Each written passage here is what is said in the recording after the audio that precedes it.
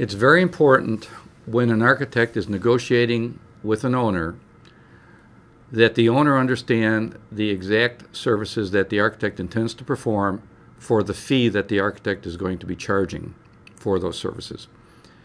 When it comes time to prepare the document, the owner-architect agreement, whether the architect prepares it or whether the owner or his attorney prepares it, the scope of services of the architect should be specifically defined.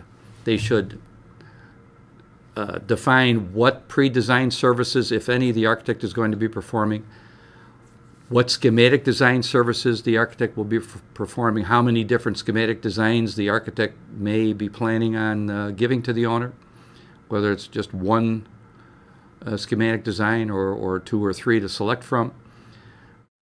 The design development services should state basically what type of services the architect will be doing under that phase of the work. Construction documents phase, everybody understands, or you detail the floor plans and the details for the building and so forth.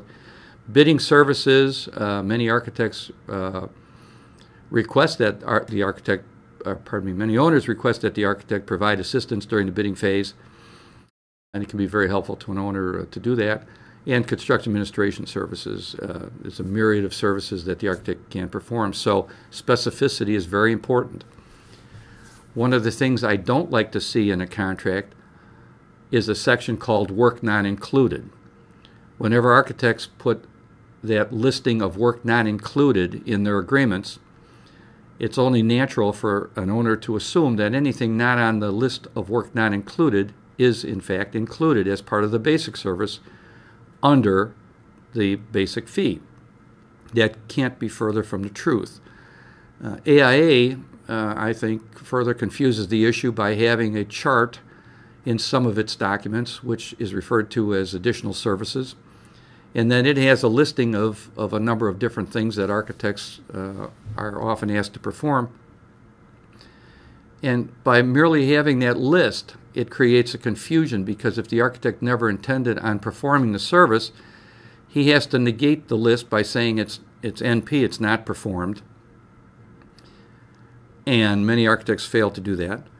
The second thing is that if it's not listed as an additional service on that table, the owner will then get the implication, or it's implied, that he's getting it as a basic service. So it's a terrible thing. So I think the simplest and easiest way to keep it clean is you describe your basic services with specificity, and you describe the fee that is associated with those basic services.